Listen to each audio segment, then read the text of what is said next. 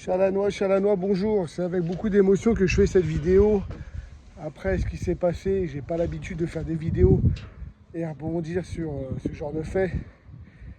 Mais j'ai passé la journée à regarder ce qui se passait dans la rue, à analyser.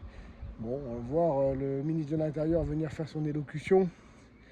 Mais objectivement, j'ai vu des paroles de condoléances. Moi aussi, je tiens à préciser que je présente mes condoléances à la famille de toutes les victimes, hein, du moins les deux pompiers qui sont morts dans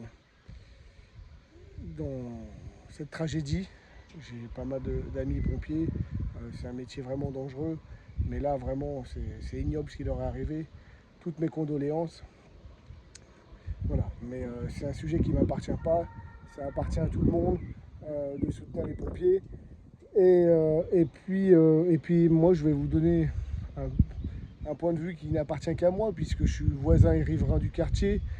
C'est facile de jeter la pierre, Pierre, Paul, Jacques, mais objectivement, c'est un accident dramatique comme il ne doit jamais arriver. On a la maison de ce vieux monsieur, alors pour ceux qui habitaient dans le quartier, qui le connaissent, c'était un monsieur qui avait déjà de l'âge, qui a pris feu. De mon point de vue, c'est pas du tout des bûches qui auraient pris feu, mais encore une fois, ça reste que mon point de vue. Mais même si c'était le cas, moi je réponds polémique, hein, puisque je suis juste un petit citoyen ordinaire qui partage et qui entend aussi. Et ce que je trouve assez surprenant, c'est que ce monsieur, on l'a laissé seul pendant des années. Alors quand je dis seul, le but c'était pas évident parce que il était dur de caractère, donc c'était pas évident de remettre son immeuble en état et de le mettre en conformité. Et c'est pourquoi j'explique que c'est pas du tout du ressort c'est pas du tout la cause. On peut jeter la balle à personne parce qu'il n'y a aucun texte qui permet aux mairies aujourd'hui de contrôler des propriétaires individuels qui habitent chez eux et d'être en conformité permanente. Alors je sais qu'encore une fois ça va faire grincer les dents beaucoup de personnes au nom de la liberté, beaucoup de choses, mais aujourd'hui quand on voit un phénomène aussi grave qui s'est déroulé aujourd'hui, je pense qu'il est important de prendre conscience qu'il faut équiper nos logements de matériaux adaptés pour pouvoir anticiper la propagation d'un feu et permettre d'éviter ce genre de problème. Voilà. Alors pour ceux qui l'ont suivi, il y a Christopher, un brave citoyen qui avait déjà été à l'origine d'une intervention héroïque quand il y a eu des faits dramatiques sur la nationale lors d'un face-à-face. C'est lui qui avait permis de sortir la dame de son véhicule. Et là, encore une fois, c'est cette même personne qui a vu le feu dans la rue Châtelaine et qui a cassé la porte et qui a sorti ce vieux monsieur de sa maison. Voilà. Puisque le feu avait pris déjà au premier étage et il l'a sorti et puis voilà. Alors moi ma question elle a été la suivante, c'était de lui demander mais quand tu es rentré, est-ce qu'il y avait du bruit, est-ce qu'il y avait des détecteurs de fumée, est-ce qu'il y avait quelque chose? Et malheureusement non, voilà. Il n'y avait aucun détecteur de fumée, et donc le feu avait déjà peut-être pris depuis plusieurs minutes, voire même peut-être plusieurs heures, sans personne s'en rende compte, ni même le propriétaire lui-même.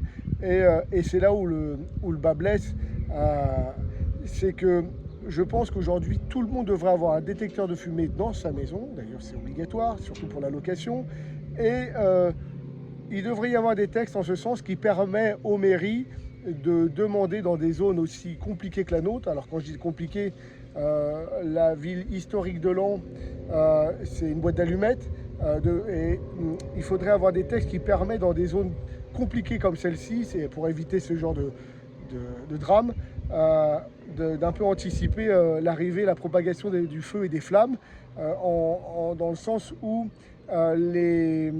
les communes pourraient demander, exiger aux propriétaires soit des diagnostics, bon ça coûte cher, mais justifier l'installation de détecteurs de fumée dans tous les logements. Voilà. Alors quand je dis ça, je le dis pourquoi? Parce que j'ai déjà moi-même vécu un drame similaire en 2015, vous pouvez regarder dans la presse locale. L'immeuble à côté de chez moi, aussi dans la ville haute, avait pris feu. C'était des jeunes la nuit qui faisaient la fête et qui avaient qui avaient squatté un immeuble abandonné et puis ils avaient foutu le feu et ils sont partis enfin ils avaient allumé quelque chose certainement et le feu s'est propagé et ça a fait prendre l'immeuble à côté de chez moi. Et dans la nuit, à 5 h du matin, j'ai été réveillé par mes détecteurs de fumée et ça a sauvé ma vie et celle de ma femme. À l'époque, je n'avais pas d'enfant.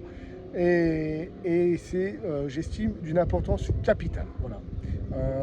Je pense qu'aujourd'hui, notre ville, pour assurer plus de sécurité, d'installer et d'obliger tous les propriétaires d'avoir des détecteurs de fumée, c'est vraiment important. Voilà. Quand je rebondis sur ce sujet, je ne le fais pas pour amener la cause à ma personne ou à mon point de vue et à ma philosophie. Hein. Je le fais de manière objective et pertinente. Pour ceux qui le savent déjà, je travaille dans l'immobilier. Je suis même certifié j'ai des aptitudes chez Decra pour pouvoir faire des diagnostics électriques. Là, en l'occurrence, souvent, les problèmes d'incendie viennent souvent des courts-circuits électriques ou autres. Normalement, aujourd'hui, ça ne devrait plus arriver. Mais quand même, moi qui est un peu initié à la chose, je sais que quand on fait un diagnostic amiante, dans une certaine mesure, ça peut être envoyé à l'Agence régionale de santé publique. Pareil pour les diagnostics plomb, mais pour les diagnostics électriques, rien. On signale des anomalies, c'est transmis au locataire, et puis après, c'est au locataire de se retourner. Je pense qu'il y a un petit texte à récupérer. Alors, je m'advise à quiconque, hein, sénateur, député, maire ou qui veulent, mais essayer de comprendre et de fouiller en ce sens. Je pense qu'un logement qui ne serait pas équipé aujourd'hui d'un détecteur de fumée devrait faire l'objet d'un signalement direct aux administrations concernées. Voilà. Au moins les mairies et la préfecture. Voilà. C'est ma petite parenthèse sur la situation. Moi, objectivement, je pense que s'il y avait eu un détecteur de fumée, je ne suis ni expert ni analyse, mais je vous donne mon point de vue et mon ressenti, peut-être que on aurait pu intervenir beaucoup plus vite sur cet incendie. Peut-être que les planchers ne se seraient pas effondrés, mais bon, là, en l'occurrence, ce n'est pas le cas. Mais il faut prendre ce drame comme une expérience et essayer de ne pas la reproduire. Voilà, toutes mes condoléances à tous et je vous souhaite le meilleur.